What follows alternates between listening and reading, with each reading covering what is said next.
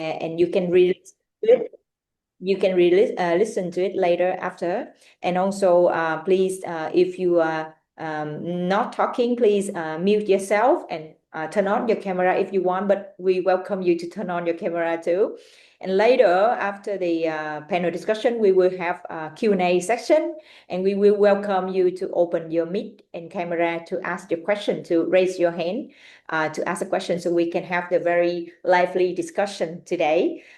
So without further ado, I would like to welcome Miss Vân.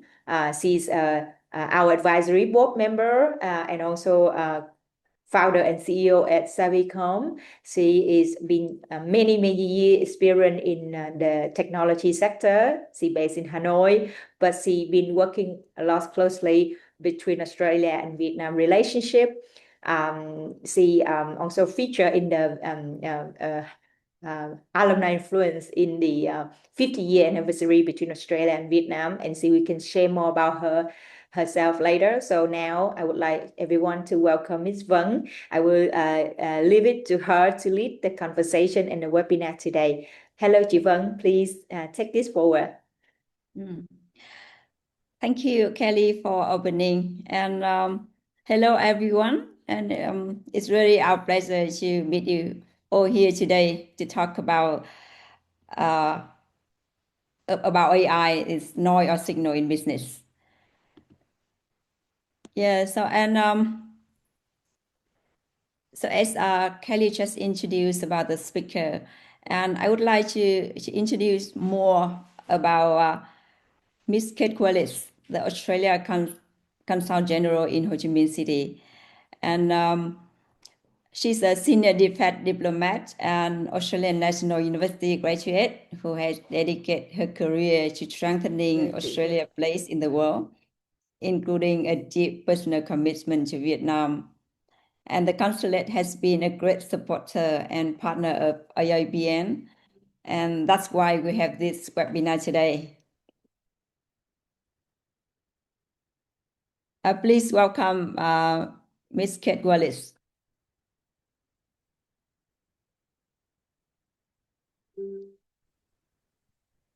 Good morning, everyone, and thank you, Van, for that kind introduction. Thanks also to the AABN Digital Economy Sector Committee for putting together such a timely and practical program, and to the Vietnam Australia Scholars and Experts Association and AusCham for partnering in this event. It's a pleasure to join you for a webinar with a topic I find refreshingly direct: artificial intelligence in business. Because that framing matters. Many businesses are talking about AI. Many are testing tools. Many are under pressure to show that they are doing something with it.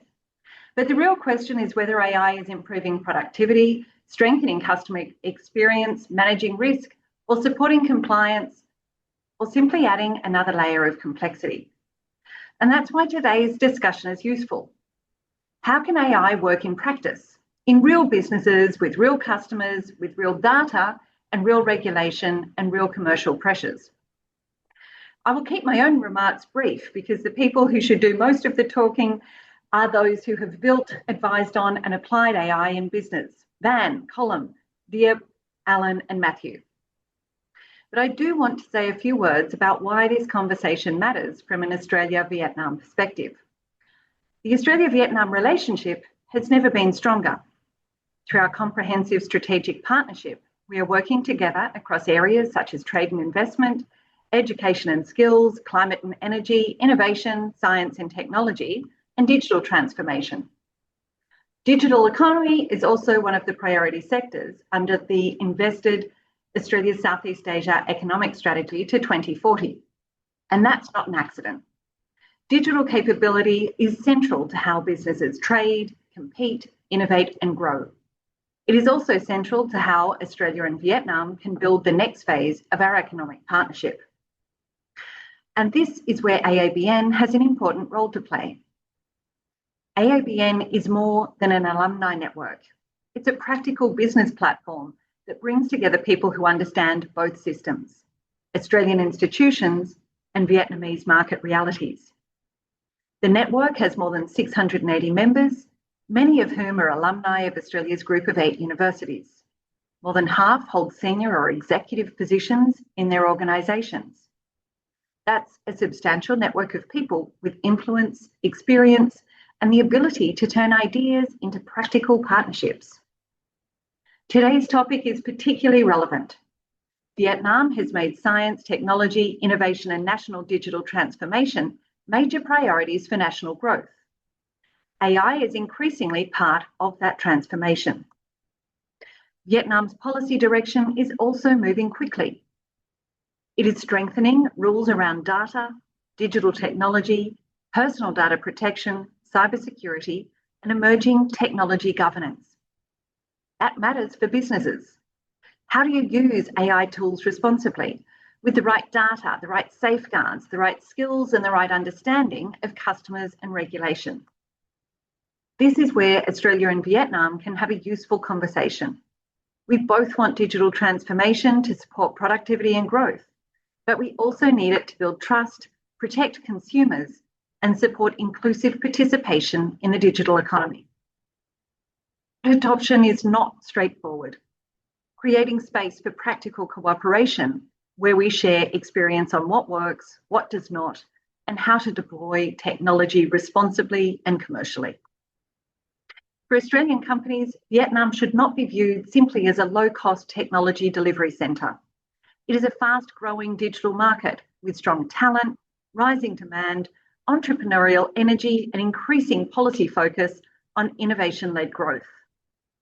For Vietnamese companies, Australia offers strengths in education, research, professional services, governance, responsible innovation, and trusted business networks. The opportunity is to bring those strengths together. That is why networks like the AABN matter. Trust and cultural fit take time to build.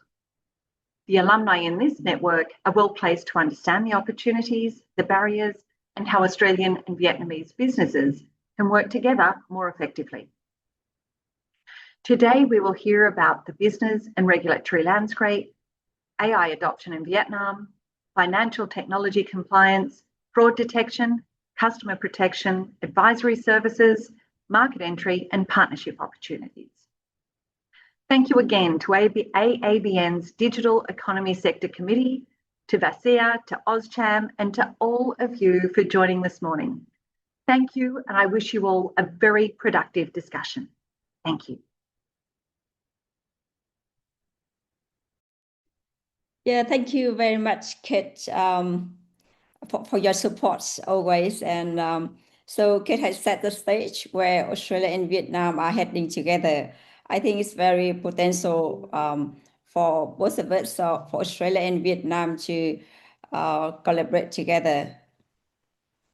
And now let's get into the room where the business decisions are actually made. I would like to introduce Colin Blackwell, who is going to shine a light on how business leaders are looking at AI, applying it in practice, and navigating Vietnam's fast-changing regulatory and business environment. Please welcome Colin Blackwell. Hi everyone. So yes, this is a very topical thing at the moment, but just hoping today to bring it a little bit more specifically to Vietnam and what we see here. So if we can get the next slide, please. On my presentation, yep. So next slide. Yep. So AI will do its thing. And we have exponential technological growth, but as with anything, the bottleneck is human. So AI is for humans, but humans decide the pace at which it's applied individually, in companies, and in societies. And this was a slide I saw presented in Singapore. So being in Singapore, they said, of course, that they were the best. So they were the innovators. So at a country level, which countries will just move as fast as possible, regardless of the risk? So certainly US and China are locked in a race there. And which countries are a little bit more cautious? They would look at governance first. Do we trust the outcome? Should we regulate it? And in there, you've got Australia, European Union, Japan, Korea, those kinds of countries.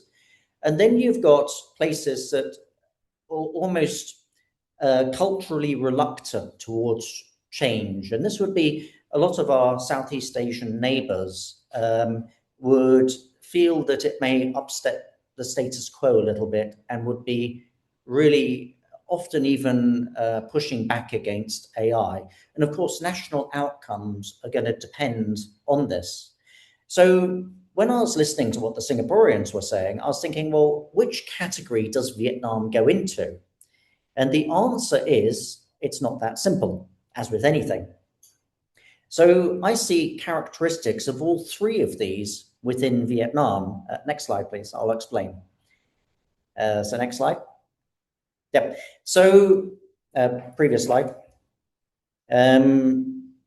So Vietnam is a very big place, and there are many different aspects to it. But even regardless of AI, you'll see that it's a two-speed economy. When I'm working with the Vietnam Business Forum advising the government, this is one thing that they're regularly identifying as well. So most of the productivity growth in Vietnam for the last decades has been from the foreign invested sector. So a Vietnamese person working in Vietnam for a foreign company is 3.7 times more productive than a Vietnamese person in Vietnam working for a Vietnamese company. Of course, there are exceptions to this, but this is the general statistics. And what AI does when it comes into this is it amplifies any underlying human trait. So those companies will forge ahead. Some of the less productive, especially in the SME sector, will fall further behind. But even saying that, I was speaking recently to someone who was heading an association of Vietnamese CEOs, mainly for SMEs, like 50,000 people. And he was saying already there are loads of Vietnamese startups which are AI first, in that they've got a few executives, no juniors, and everything else is AI. And if we also look at even the government response, that's absolutely world leading. We have some companies also world leading in Vietnam. If you think about, for example, NVIDIA and Samsung put their AI research here. Some of the best AI foundational work in the world is coming from Vietnam, but we also have large sections of the business environment here, which are in the third category, way behind. And it's only when you get the people in that third category, not just in AI, but in general productivity, up to what we know is possible from the foreign invested sector, that then Vietnam can become a first world country. So next slide, please. So people, I had someone from Australia actually visiting recently, and they were saying, is it true that Vietnam has one of the first government AI strategies in the world? And the answer is yes. Some would say surprisingly, I would say unsurprisingly, Vietnam is often the first or within the top 5 countries in the world to adopt a lot of things like UN charters and standards. Vietnam has had the fastest growth in average wealth for the last 20 years and is projected to be top in the world also for the next 20 years. And one doesn't achieve that by accident in terms of government strategy. So as you'd expect from the Vietnam government, who play a very good game with long-term planning, they haven't missed the tricks on AI either. So they have a national AI strategy. They started on this some time ago. They're enacting laws. And if you compare them with even many first world countries, they are ahead of the game on this. And they are bringing AI into government. They are very receptive to new ideas. I've personally been to some of the provinces dealing with provincial leadership, also with national government. on ideas of where this is going, not just in the technical detail, but really the grand strategy of things. So we're fortunate to be here, and I do believe the future for Vietnam is very strong, and they, of course, will be listening and working with their international partners such as Australia on this journey. Next slide, please. So AI is unusual from other technologies in its speed. So you look at most companies, in the past, you'd go in and they would give you an ERP system, a CRM system, they'd train you how to use it, because the technology the company has is way in advance of anything you have. But now what happens is the average person walks into the office with a more powerful AI on their phone for free than often the company gives them as a technology platform. And that causes a novel problem of shadow AI, which completely messes up management control, governance, risk. So companies first shouldn't be regarding this as a technology adoption project. It is more a human resources, a management control issue. And will this pace of change slow down? So, every couple of days, the technology jumps ahead. And is it possible to regulate? And I got this answer firsthand. I was one of the delegates to the United Nations Global Digital Compact, where we had a consultation globally on could legislation be fast enough to actually manage the risk of this. And after 3 days of working with people from all over the world, my private conclusion was no. It was a very good effort, but the competition locked in there between countries, between frontier labs, between companies, between individuals, between open source and things like that, just means that the technology side will go full speed ahead and exponentially fast. Human brains aren't wired for the exponential, so this is new for all of us. We will experience more change in our lifetimes than all of humanity before us, which is both exciting and vaguely terrifying, isn't it? Next slide, please.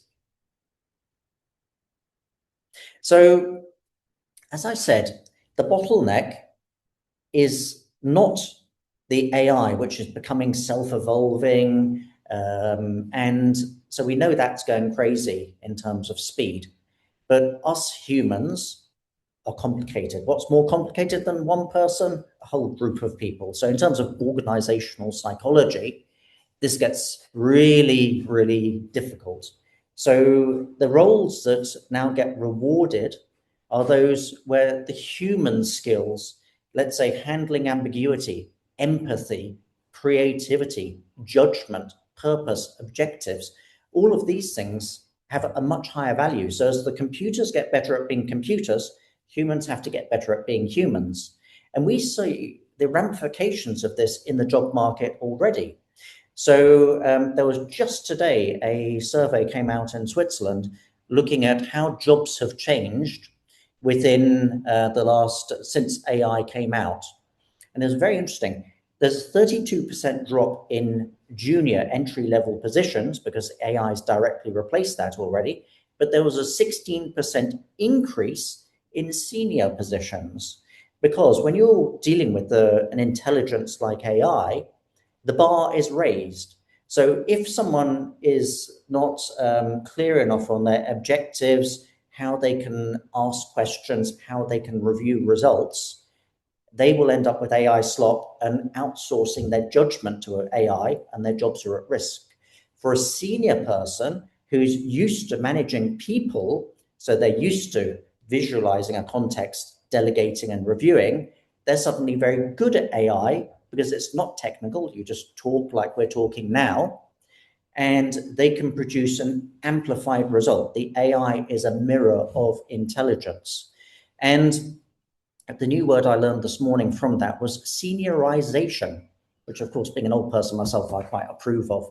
I'll have to use that one on my kids later and see if they think their dad is cool, but they'll probably just roll their eyes being teenagers. But anyway, this is the impact of AI on the workforce, on our psychology, on our own challenges. Next slide, please.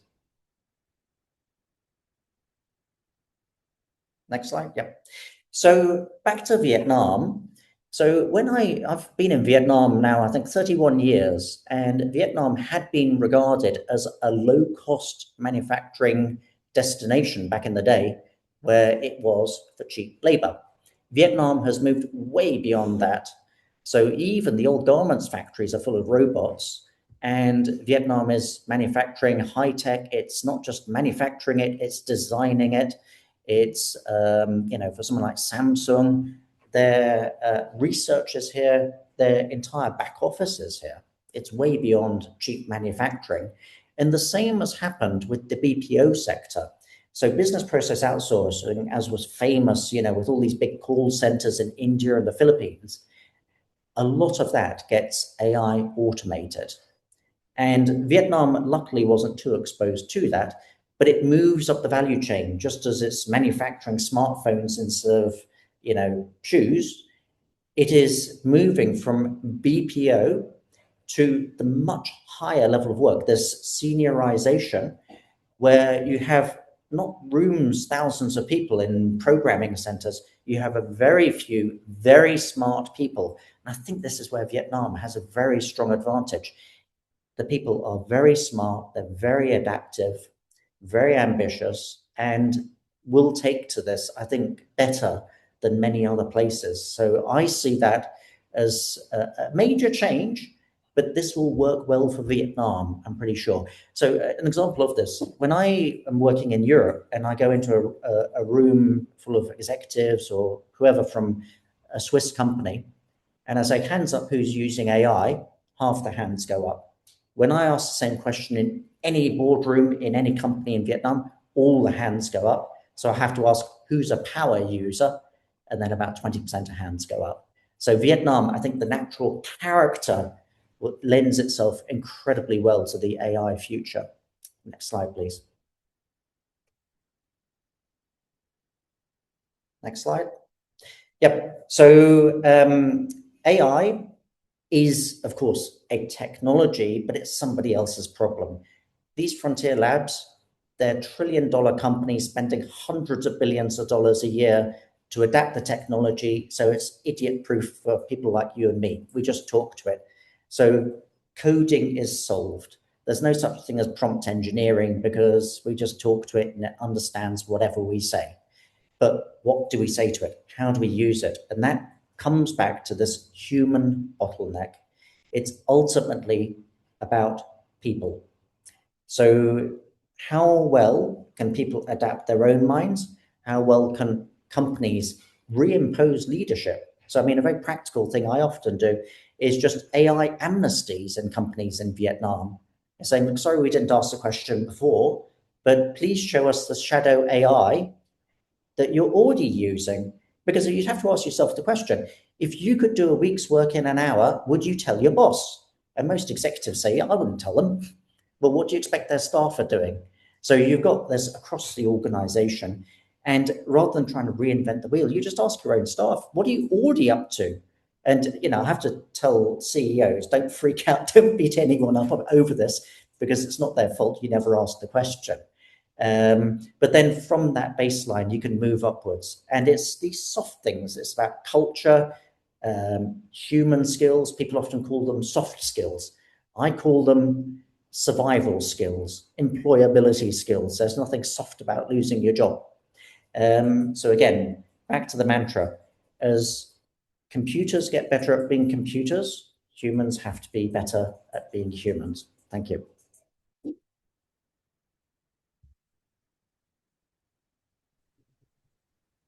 Yeah, thank you very much, Colin, for your sharing.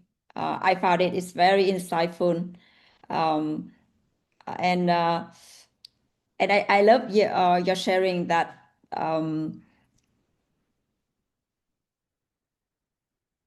the adoption in Vietnam is cultural as much as technological, and I love the way you share that the primary barrier is not about technology access or cost, but it's about leadership psychology and organizational readiness. We really agree with that. And as many people know that Colin has more than 30 years experience in doing business in Vietnam, spanning from HR, digital transformation, and he also the co-found the Enable Coach, a social enterprise using AI to create jobs for people with disabilities.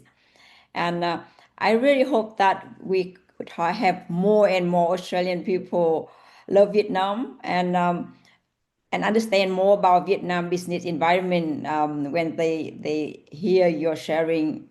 And thank you very much.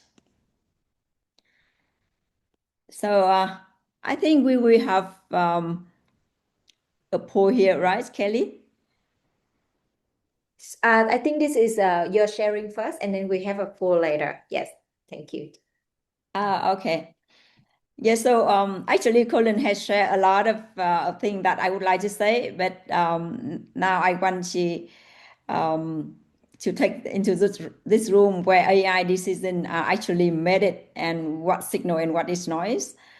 I would like to share one of the very specific example of how AI is applied in business context and with real world needs and challenges.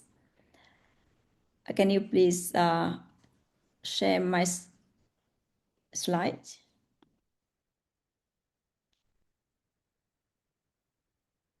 Okay.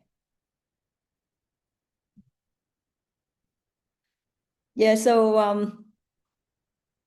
I talk with many people today, business leader, and also the government people, and the conversation is often dominated by technology, like new model, new tools, and new breaks through almost every week. And Savicom has been applying AI for the last few years, and we've learned something quite different, that AI is not primary technology transformation, but it's about people transformation enabled by technology. And I must say that AI is real signal of change. However, many organizations at the same stage of the AI journey, based what we have seen in the market now, companies typically move from 4 stage. Can you please move to next slide? Sorry, this slide. Yeah, 4 stage. The first one is exploration. People are experiencing. This is the stage where people are experimenting with ChatGPT, Copilot, and other AI tools, and we can see productivity improve, but it normally fragmented. And the second one is functional AI, where organizations begin apply AI into specific business functions such as customer service, sales, marketing, or knowledge management. And the third stage is enterprise AI, where AI become integrated into core business operation and support by larger organizational.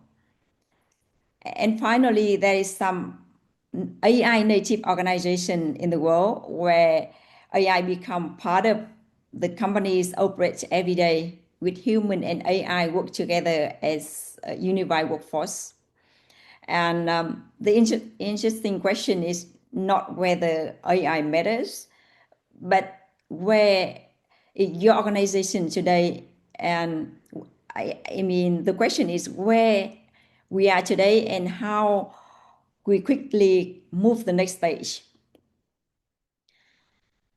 Yeah, and that brings me to the second observation. Next slide, please.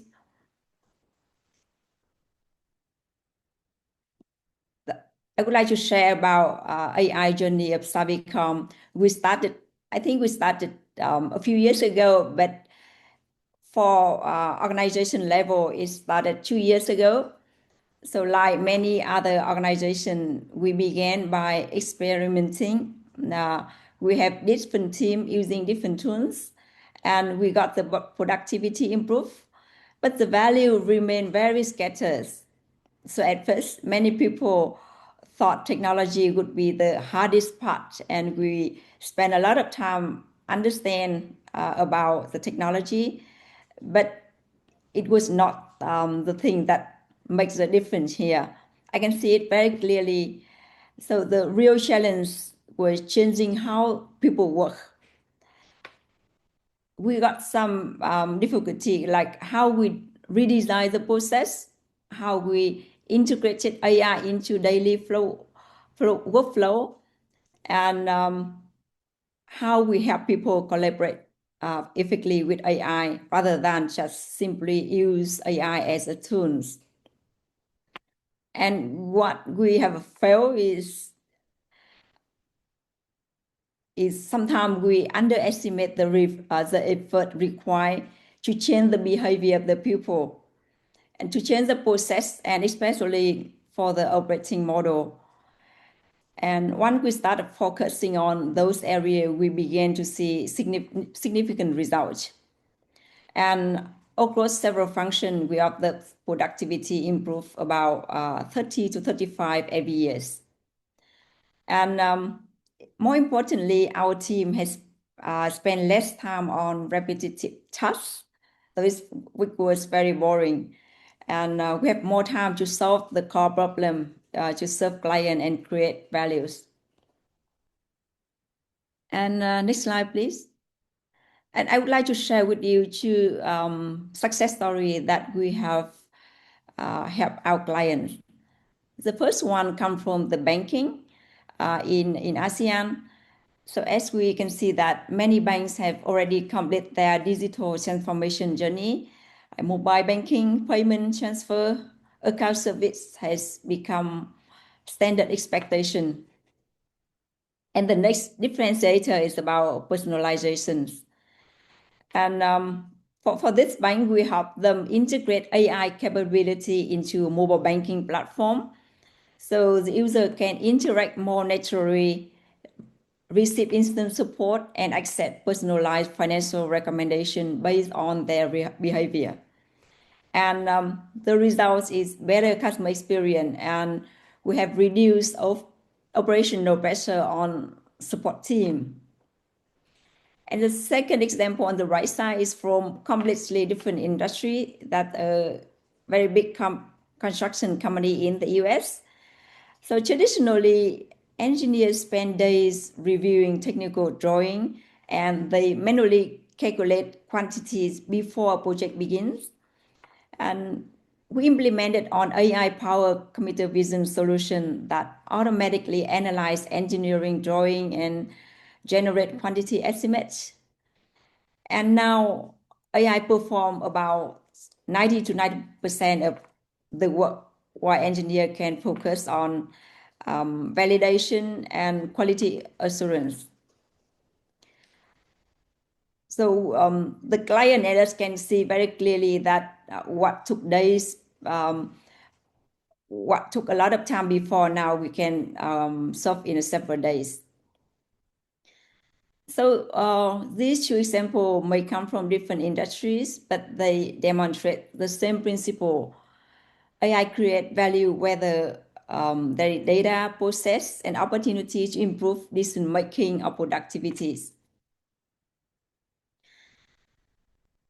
And we can see that still today, many people see AI as a tool, and some business, they consider AI as an agent. But the biggest opportunity is not about tools or agent. It's about business transformation. And AI gives us, as an organization, a chance to really think about how to get the work done, how the customer are served, and how decisions are made.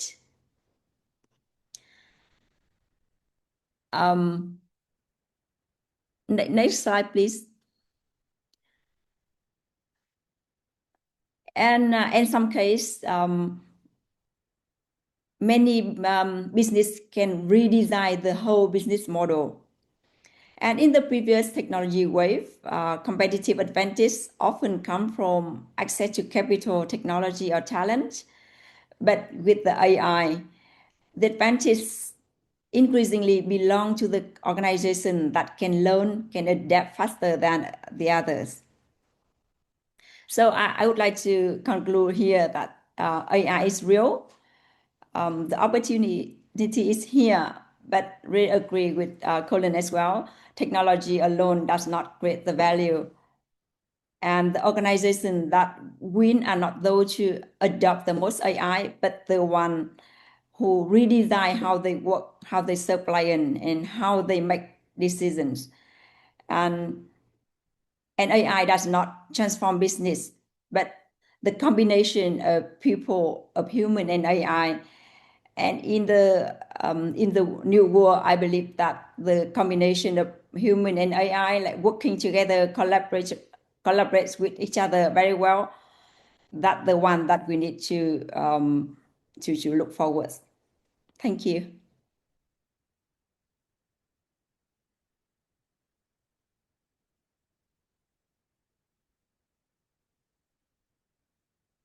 Now I think it's a time that we can have a poll for the clients. Can you please help? The poll is already shown on the screen. Yes, chị. Yeah. So we have a poll to see where our audience are right now at the moment on their AI journey. And then we can go into the panel discussion to hear more about how the speaker addressed this.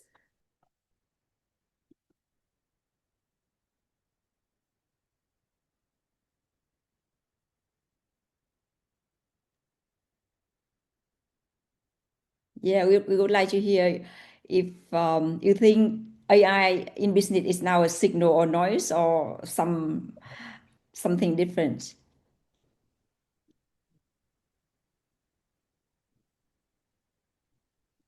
Great. We have 30 out of 60 now answer the poll. More to come. One. Can you see the screen, the poll result, chị Yvonne? So should we end it now? Yeah. Can you see the poll result on the screen? No? Yeah, so we have here about 54% a signal that we see the real measurable results. And 39% is somewhere between. It's promising but unclear, right? And only 5% says noise and 2% saying we haven't started yet. So wonderful. Thank you. I think we can end the poll here to continue the conversation and the panel discussion. Yeah. Thank you, chị.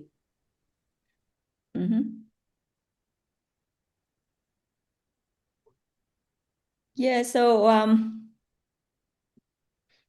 it's very clearly that we can see AI in business now is a signal, and even there's still a lot of things that we need to learn more, to explore more, how to collaborate with AI, right?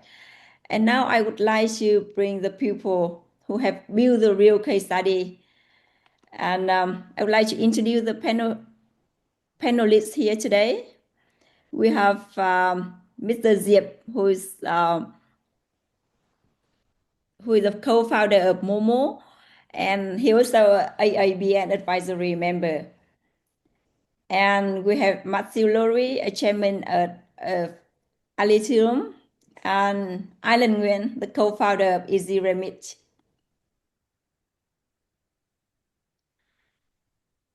So this panel we run on the rule like specificity. I'm going to ask our panelists to become concrete, not about AI in general, but what you actually build, what worked and what broke, and what you do differently. So yeah, we will start first with Mr. Diep. Mr. Diep, please introduce about yourself and share with us your own experience navigating signals and noise in AI. And what are the most often overlooked challenges and benefit in applying AI within business contexts, and why? Thank you. Thank you, Vân, for introductions. My Sorry, name is Diệp ơi, anh Diệp, can you open the camera? I think, okay. yeah, thank you. Perfect, thank Yes, you. yes. Thank you for having me. So, my name is Diệp Nguyễn. I'm co-founder of Momo. So, Momo is now we're serving a fintech platform, leading fintech platform Vietnam, and we're serving 30 million customers and half a million business and merchants. So, AI, really helped a lot for the last 2 years. Back in the time, you know. We Momo invest to AI about 4 to 5 years ago, and we have 100 engineering and several leading scientists to looking for AI application. But it's very difficult. But then everything changed after ChatGPT emerged. Now AI is deeply embedded in all of Momo product. So for AI right now, we can do a lot of things. They help us to solve our real business problem. For example, customer care and chatbot. Before we need the people, 100 of people to explain to customer to handle customer care. But now AI can handle most of it, and customer are very happy to talk with AI. Day and night, no hard feeling, no complaint. And they also have to do a lot of hyper personalizations, fraud detections, sales and marketing is great application to improve productivity. And one thing amazing is about programming. Before we have now we have nearly 1,000 engineering typing every day, and before we come to where they work and they're typing. Now they have leg on the table and talking to computers. It's amazing. It's like sci-fi story. And now they talk with computer and then they do work for them. It's like girlfriend. And some of them, choose a very nice for a lady and then they enjoy working with them. It is really amazing. But the good point is before the program is need for 20 days. Now it's 2 or 3 days. It's improved a lot in technology as well. So we can see it's a very powerful tool to have it today. But there is a lot of work under this. If you can see behind the scene, so AI is not a major solution. They need a lot of things. They need a good data. They need a clear goal. They need a deep understanding of the business, and they also need a very strong organization adoption to doing that. To work with AI. So what we see that there's a lot of simple things but we forgot it and overlook with it. For example, we still need to teach and train people about how to frame the problem, how to think critically, and how to build a strong relationship. Because to my testing, people think very different about that. They don't have the same framing problem things. They think critical differently, and they don't know how to talk to each other. So we have to come back again and get people on the same page, think the same way to make it work. And myself, I also think that I got a problem with critical thinking as well, and I need to come back to read the book from ancient philosophers like Socrates, Plato, or Aristotle to understand really deep down from ancient time what happened in that.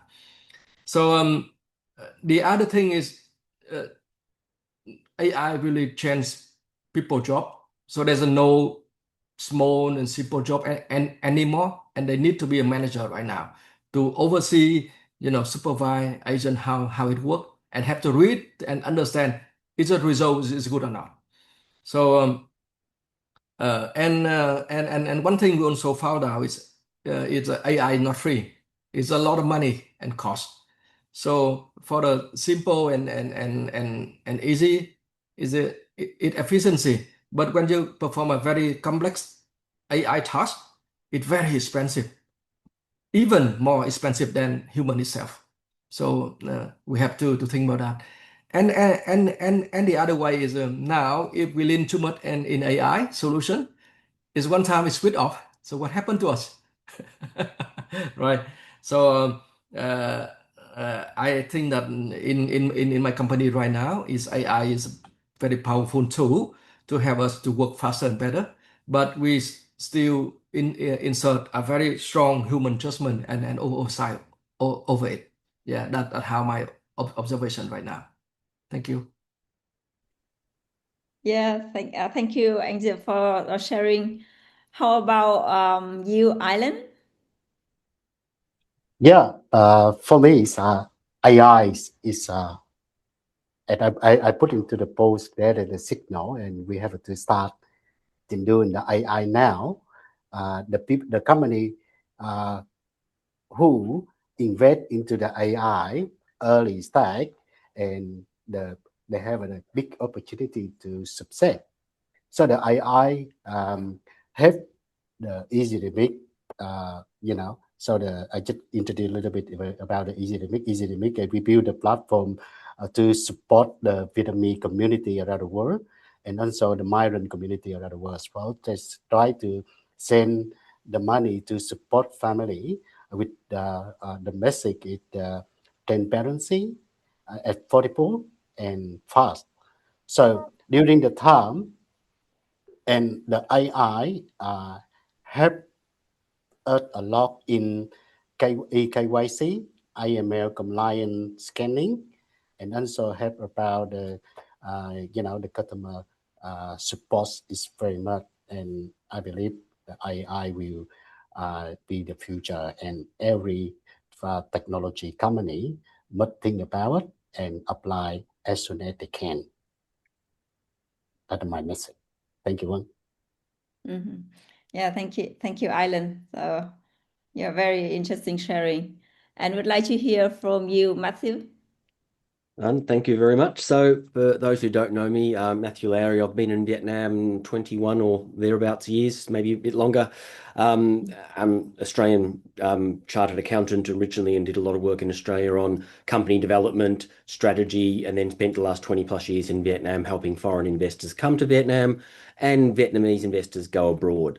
And it's interesting, as a professional service, and I've sold my own businesses and I've been involved as an entrepreneur as well as in that advisory context, watching how fast AI has changed people's mindsets. We're seeing professional firms not doing intakes of graduates. They don't need them in the short term. And I think that's the biggest catch right now is this short-term element may catch us out in the future. So we're seeing huge productivity gains. It's costly, and as Deep said, it is costing a lot, but the productivity is amazing.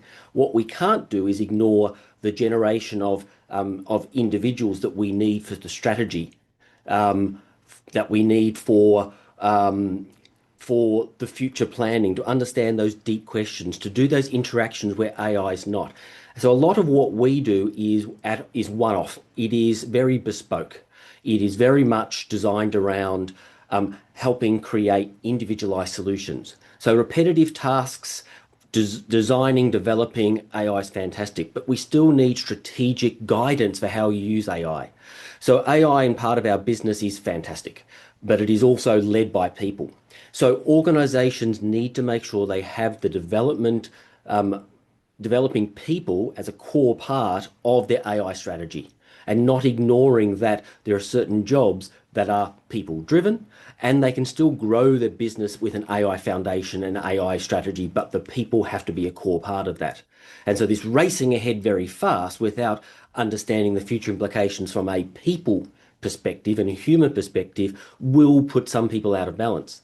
We do know market entry coming in that you need to have key people on the ground. Foreign investors aren't going to come in as an AI only driven investment. They have to have people. That involves people at a senior level and a junior level and Vietnamese knowledge and country level experience that adapt and fit into that. There's people. As they develop the product testing and going through, there's people involved in that. These other organizations. So I just want to put that out there, is that's what I see as sort of the biggest barrier at the moment, is you're rushing too fast and ignoring what the foundations we need.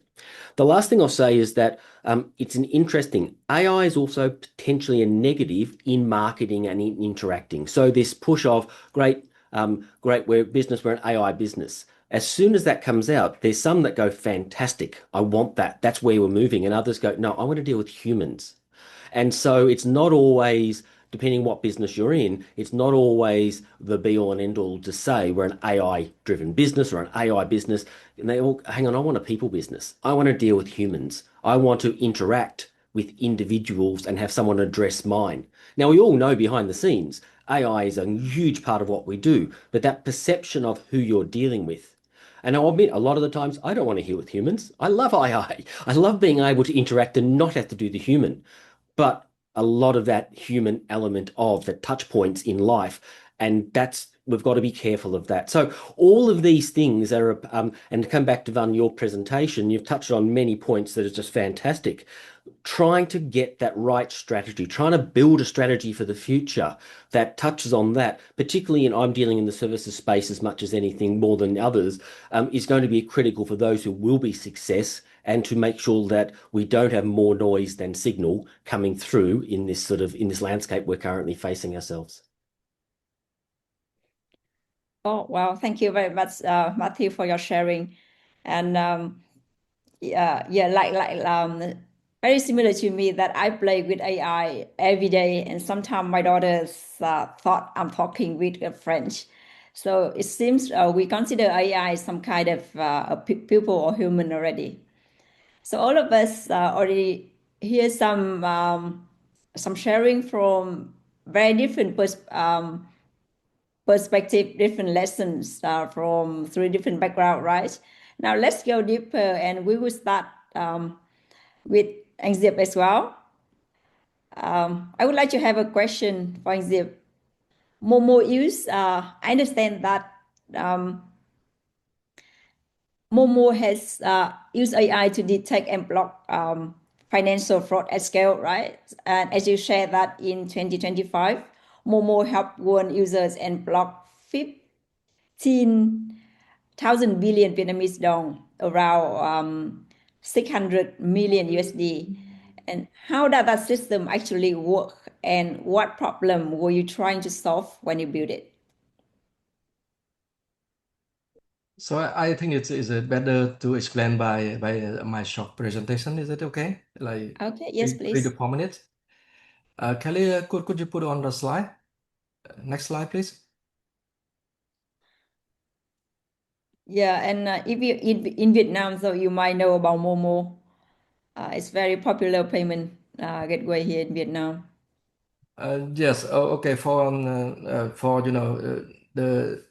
the people don't know Vietnamese, I just have a short presentation about Momo.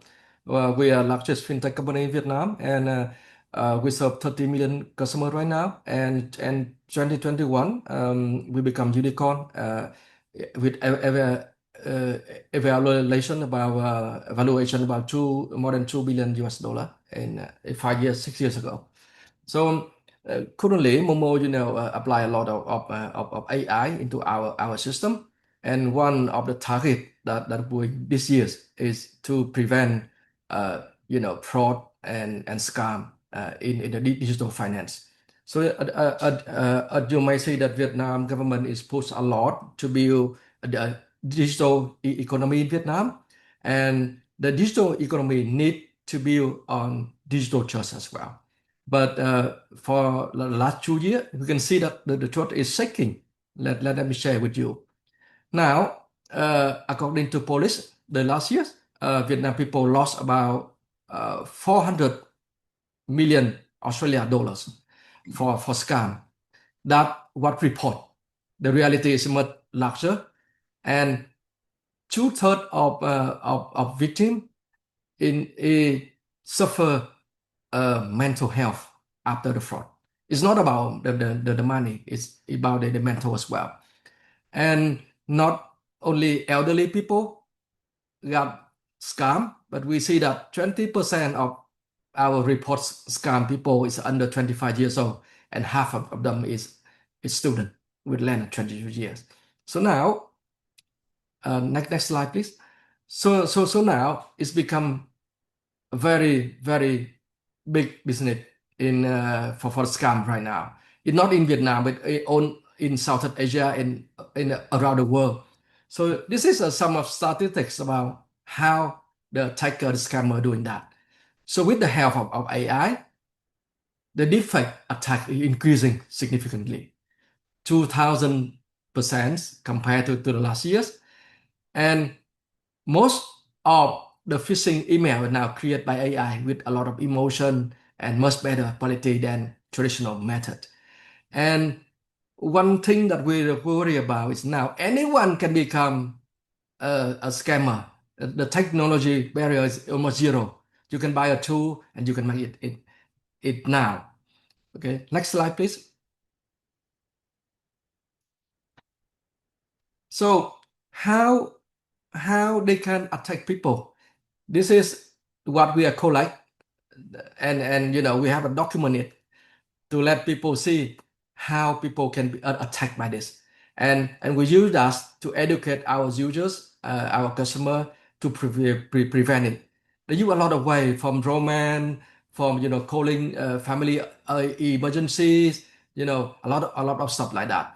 And we have the story to share with you. Is one of my friend got a call. She's like nearly 80 years old. She got a call from her son, from somebody, to say that her son got a problem, accident, and need like $1,000 to register with the hospital to help him. So he just sent it right away. And when she found out it's a scam, she become frustration, worry, and a lot of things. And the result is, because of that thing, she got the motorcycle accident, and it's brought her to hospital, and it's got a lot of money in that. So now the scam is not about the money. It really attack people emotional and influence their life. Next slide, please.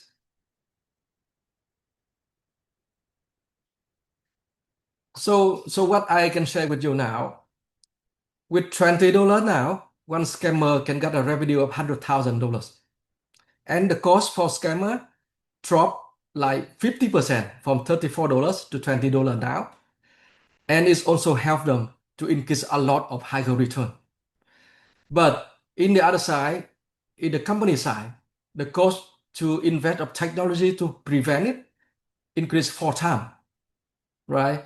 And customer, after they got scammed, they turn out of our services. That is painful. So you see that a symmetric cost battle is not equal between the attacker and the defender right now. Next slide, please. So Vietnamese government, have a lot of decision to help to prevent scammer, but that is try to stop them. But what the company like Momo and other companies should do. Next slide, please.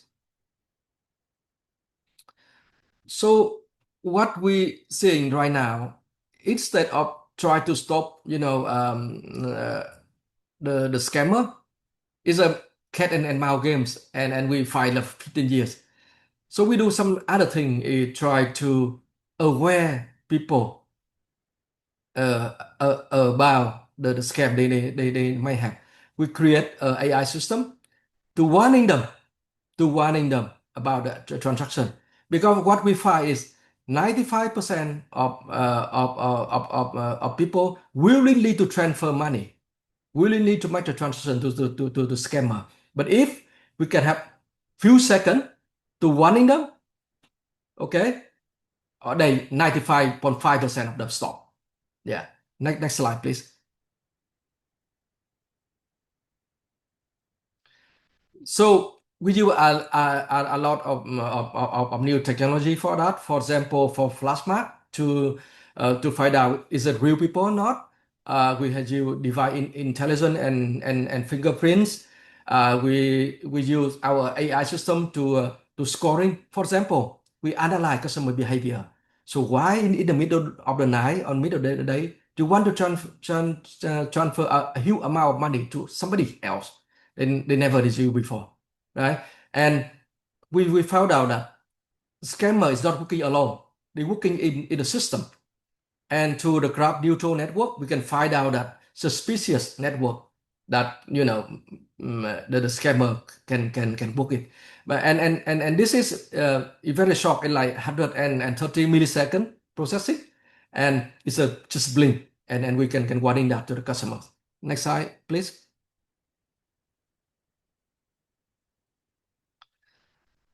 So we can see that to successfully prevent a customer from scam, it's not only a technology, but we have to use psychology as well.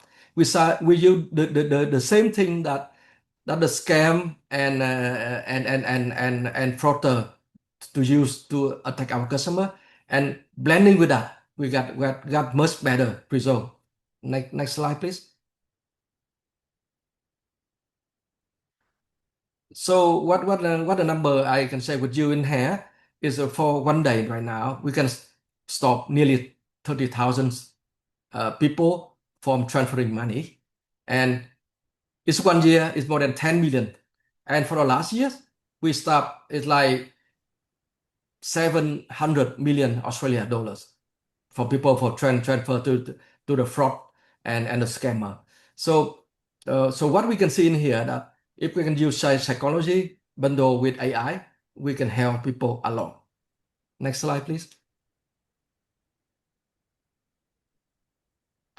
And what we can see for this system is if only Momo working alone, we cannot stop the scammer. So we have proposed to the government and the police build, alliance. So everybody from e-commerce, from telecommunication, from banking, from logistics, from all kind report suspicious action into the system, and we share each other. So within that, we can win together and stop scammer from beginning. Because now they can go more, but they can still go to the other e-wallet. But with that kind of system installed, we can stop it from own network in Vietnam right now. So next slide, please. So that's what we are doing from the AI right now to improve our service and improve people. And also we really want to contribute to build more confident in people when using financial service in Vietnam. Thank you. Thank you, Diệp. And we can see that AI can create more opportunities for scammer, and that's a cybersecurity issue that we need to prepare for. And so why Diệp has shown that AI look like embedded into a Vietnamese product at a genuine scale. So I would like to say Island is working from the other direction, building cross-border AI infrastructure that satisfy different regulatory environments at once, Vietnam, Australia, and I think in other countries as well. So question for you, Island. Leading an Australian fintech company entering Vietnam market, what were your biggest lesson on journey, and how are you taking that experience forward to grow EasyRemit's presence in Vietnam? Thank you for your question, Chi Vân. So the answer your question is our experience is one of the biggest lessons I have learned that success in Vietnam is built on relationship, trust, patience, and the market demand. The relationship, the fintech, the financial technology, you cannot running alone, right? You have to connect, interact with other financial institutions, the banking partner, to create the ecosystem on your service, on your product. So the relationship is very important on that, and also relationship with the regulator. The fintech is one of the sensitive industry, and you work on, monitor, and make sure comply with the regulation, the local regulation where you are running. So the building relationship with the regulator is one of the most important as well. The trust, and the second thing important is trust. We build the trust with the regulator. We build the trust with the banking partner, with the fintech institution partner. We build the trust with the customer, and also build the trust with the team on the ground of your project. The trust is the most important in the financial industry. And the third is the patient. Anywhere around the world, especially in Vietnam, the patient is very important. You cannot just investing and building and do the business in just the day. You have to build long-term commitment, long-term project. That's very, very important. You cannot go in the new market and expect it half year, 1 year will get the return. It cannot be like that. You have to patient and build for long-term commitment with the market, with the country like Vietnam. The market demand, the Vietnamese consumer or overseas Vietnamese around the world, the demand is very high, especially in the financial services.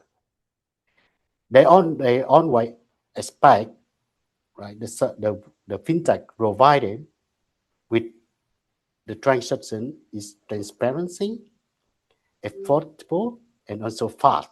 Anyone want fast. So at Anjip, the already mentioned about it. They're always fast, but they don't know at the back office a lot of things need to be done, need to be scanning, need to be monitoring.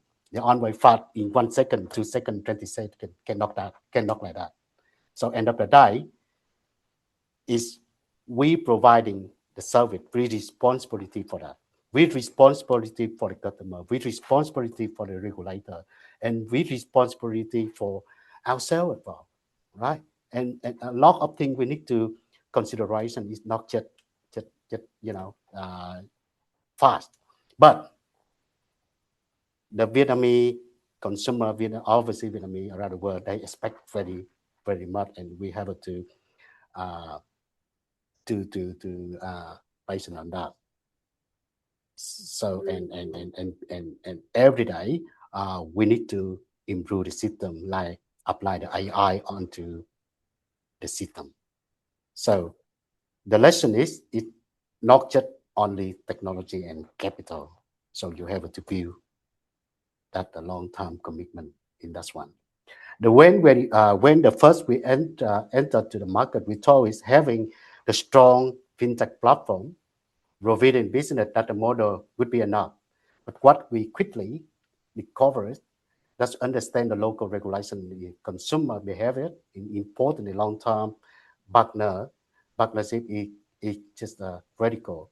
The Vietnam is the dynamics and fast growth market, but it's a unit. Building credibility with the regulator, banking partner, business, and consumer take time and consistent commitment. Another thing is very importantly, when technology growing fast, you need to adapt with that. That's why every day you have to thinking about innovation, solution, right? And that's why we take that lesson, we always think about it, and always think about the next product, next service. So that's why we will launching soon with the Easy Wallet. One of the wallets will have the Vietnamese, local Vietnamese to connection is exposed to global, and also have the Vietnamese of overseas Vietnamese, the global can connect back to Vietnam. That we want to do. And new product, new service will be official launching very soon in next couple of months for that one. So thank you very much for Jivan. So that's my answer. Yeah, thank you, Island, for giving us the cross-border view from your experience in building both market, Vietnam and Australia. And I found that the keyword long-term commitment for Australia and Vietnam. And we have Matthew has spent about more than 20 years advising Australian companies navigating decision to Vietnam. And I would like to have a question for you. What is your most common mistake you see when you try to bring solution here, especially in digital products? So is there the regulatory gap, the infrastructure gap, or cultural gap here? Thank you. Very good question. Look, all of them are issues. And before I touch on which is the main issue there, the market has, AI has actually changed how people expect to enter Vietnam. And obviously we've got businesses have their solutions, and you've seen that with Zeep and Alan about developing solutions. So everyone is confident and overconfident with what they have.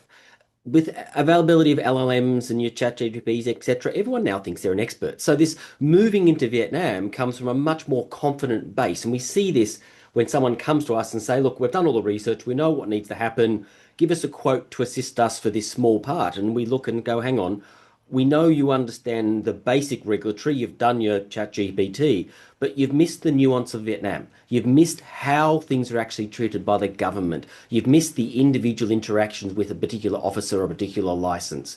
You can't just digitalize every element of that. And we often come back to us later, oh, hang on, we're being rejected. Can you now help us go through that process? So I think the mistake is this overconfidence and over-reliance on technology, where there is still, as I said earlier, a human element when you're dealing with regulatory matters and you're dealing with ongoing compliance matters. The actual products themselves are generally fantastic, and the whole issues with penetrating market and getting the right balance, etc., applies as with any market. But that ability to enter with overconfidence is holding people back. Your first question there, Van, it's the culture is generally over many years the biggest issue, and culture will not be controlled by AI alone. Culture is people driven. So I keep harping on about it, and I just want to keep that balance that as humans, there is a bigger picture here than simply just the productivity gains. So we can make businesses fantastically productive. We can do a lot, grow businesses. We still have to integrate with those people. And so that the culture issues when sitting with Hanoi with a minister about a really particular licensing aspect, AI is not going to help you. A coffee might, that human interaction might, but that doesn't say that your business model, that doesn't say that your actual objectives aren't completely grounded and won't be successful.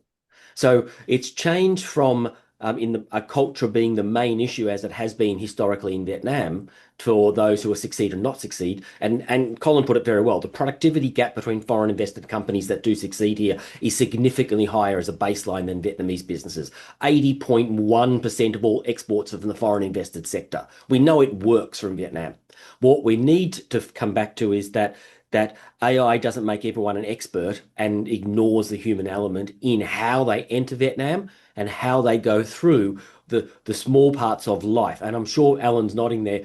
You've been to the regulatory side and you do this every day. There is touch points that you can't automate. But so what I'm saying is there's a big complicated web here as business strategists that you have to go through, and you can't rely upon one element and one solution alone.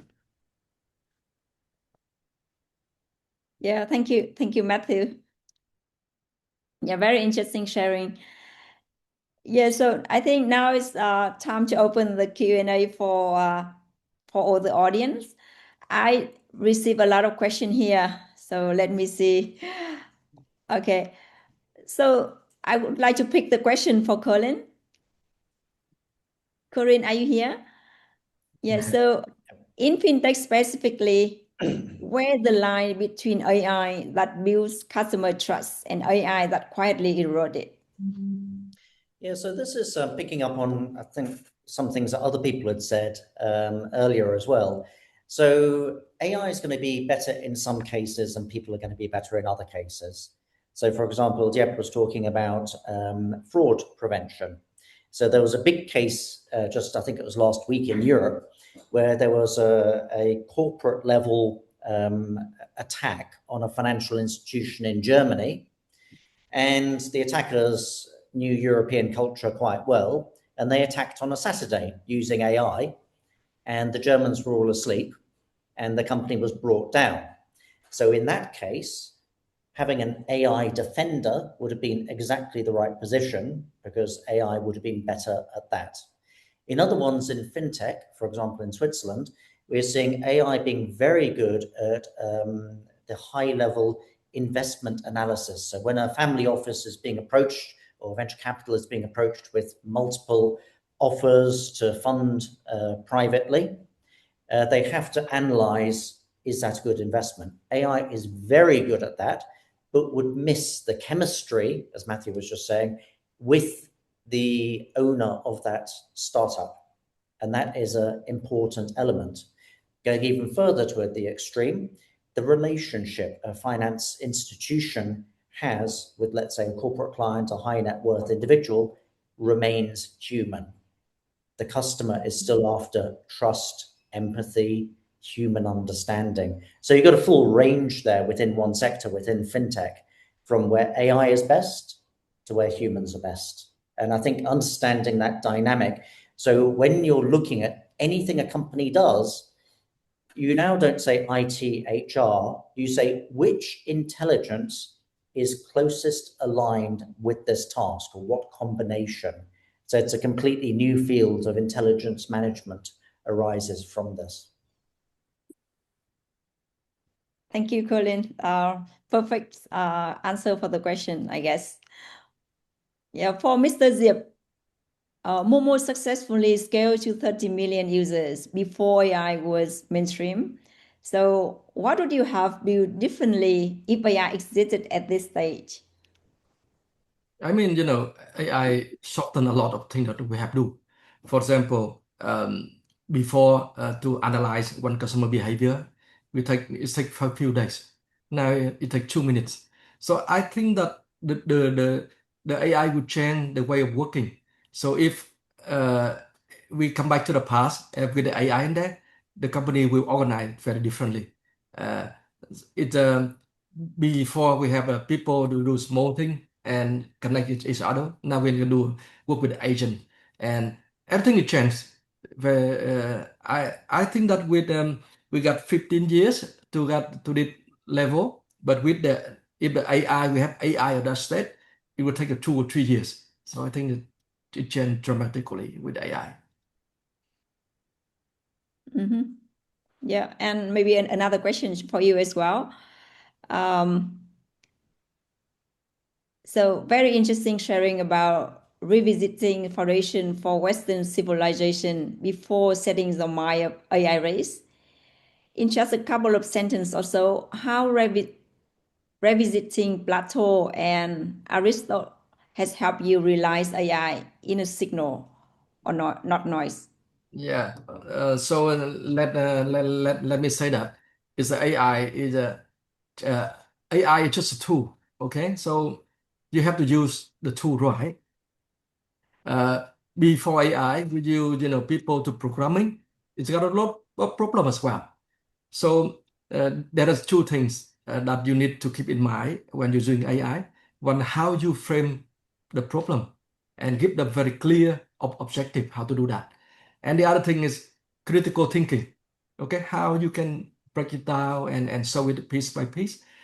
And that's what the critical thinking is what I relate to, Aristotle and the other guy, because through time, the critical thinking, the way of working now, for every people, we think it differently. So I come back to the past, to the ancient one, to read it back, to see how they can framing it from the past and increase it in right now. So if we can, get a better understanding about how critical thinking works, how to framing the problem, we can use the AI correctly and less, issue as well. That's what I mean when I refer to that. Okay, thank you. And one question from Sony Farm. I think I picked one. Agentic AI and data governance. so as we transform from passive AI assistant to multi-agentic workflows, where AI agents are executing multi-step business logic autonomously, the stakes for data quality are incredibly high. So very long questions. So what specific data governance framework or real-time quality assurance guardrail are your firm implementing to ensure these autonomous agents don't hallucinate or act on floor data? So who answer this question?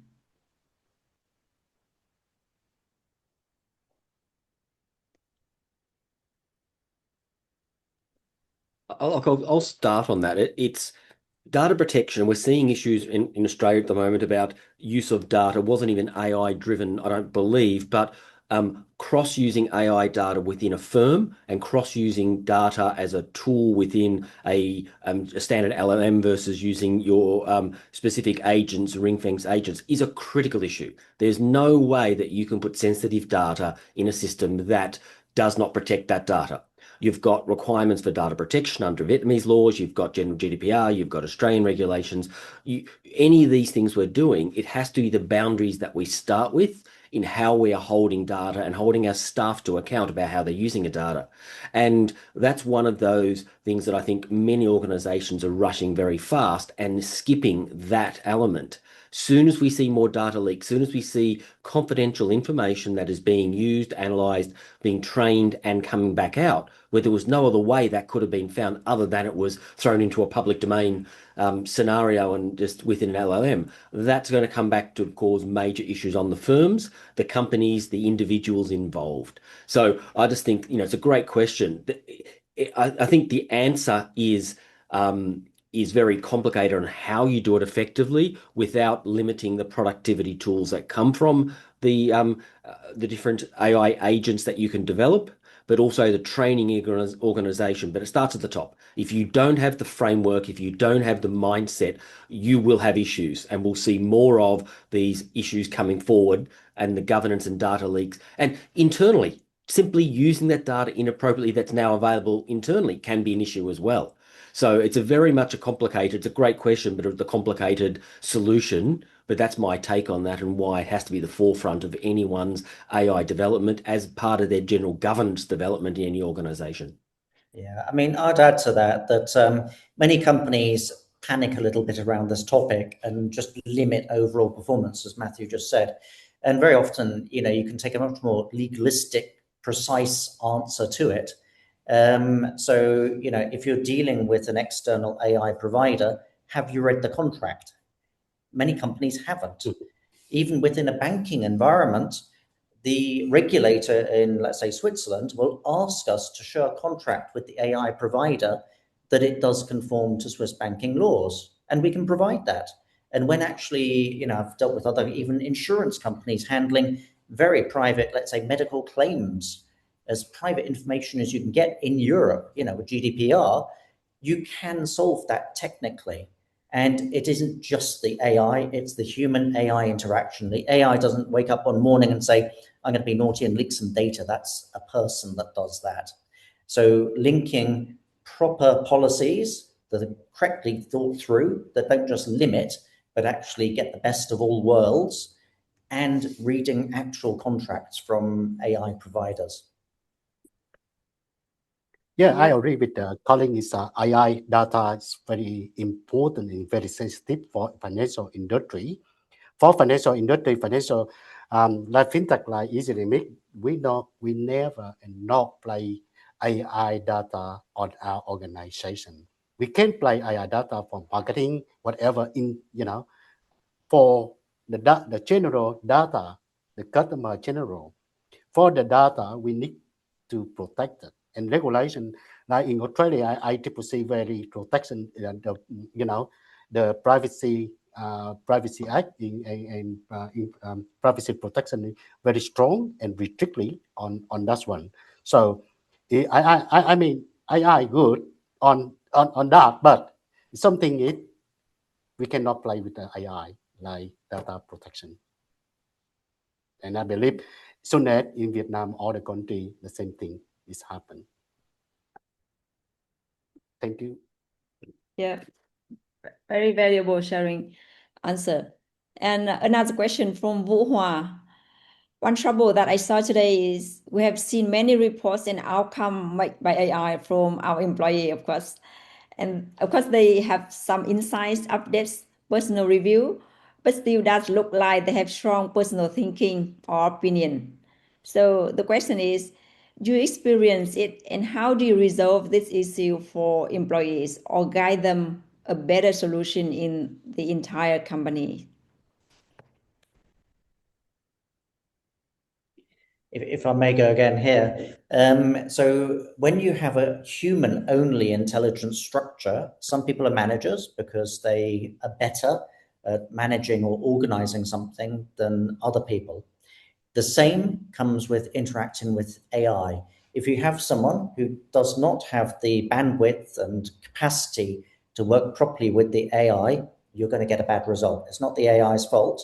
It's simply the person involved didn't have the management skill. So often you hear, AI slop. That's simply because someone's asked the wrong question and doesn't know what the answer should look like. So you need trusted intelligence operators working with AI, because otherwise, you're going to be getting amplified dumbness and burn through an awful lot of tokens if you've got the wrong people on very powerful AIs. So it's a matter of intelligence organization. We take our cues from the way we used to do it in HR, but now just apply that humans aren't the only intelligence in the room. Yes, I mean in my drill job now, when you're reading about the AI report, it's very easy to recognize right now, and you can use 5 why. You can ask why 5 times, and you can see that people can really have critical thinking on that, or they just grab it from somewhere else. And the other way is we have a lot of sources to get the other information to verify that information is good or not. So I mean for a certain levels that you may not recognize, but for us we do it every day, and we can see it, recognize very easily. Thank you. Yeah, I think that we still have a few questions on the floor, but the time is quite short now. So I would like to ask all of us just one question. So please give one key takeaway of how business can differentiate between signal and noise after the webinar today.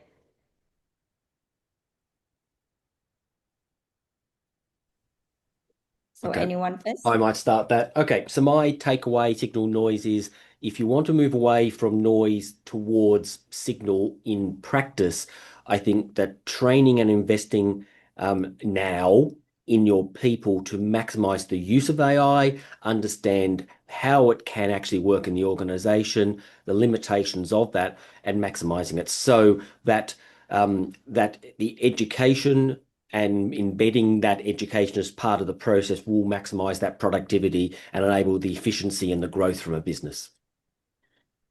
So your keyword is maximize, right?